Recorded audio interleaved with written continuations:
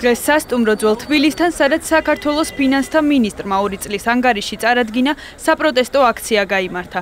სასტუმროსთან შეკრებილები ფინანსთა მინისტრის პოლიტიკას და ლარის კურსის ვარდნას აპროტესტებდნენ. შეკრებილებს შორის იყვნენ იპოთეკარებიც, რომლებმაც ხელისუფლებას წინასაარჩევნო დაპირებები შეახსენეს. აქციის მონაწილეები ნოდარ ხადურთან შეხვედრას მოითხოვდნენ, თუმცა მათ ამის საშუალება არ მიეცათ. გაუფასურებული ლარისა, გაძლიერებული დოლარისა, რომლის დროს, როდესაც მატულობს ყველანაირი ფასები, ის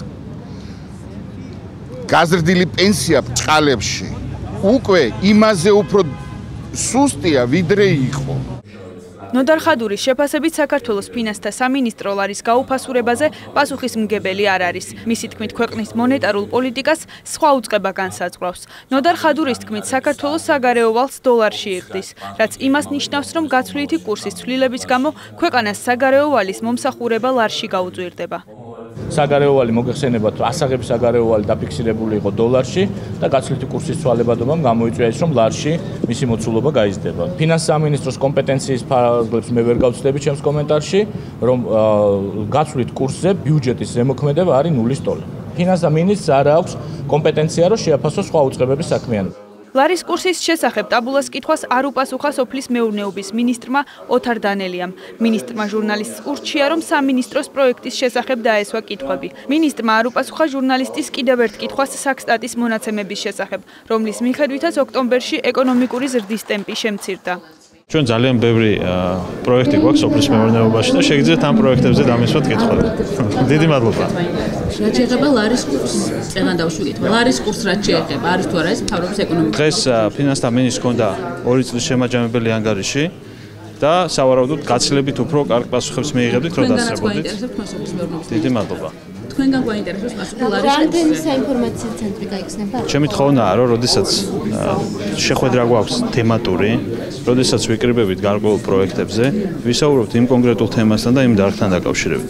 ეს კითხვები კიდევ ერთხელ დღეს შეგეძლოთ დასწრებოდით იმ შეხვედრაზე.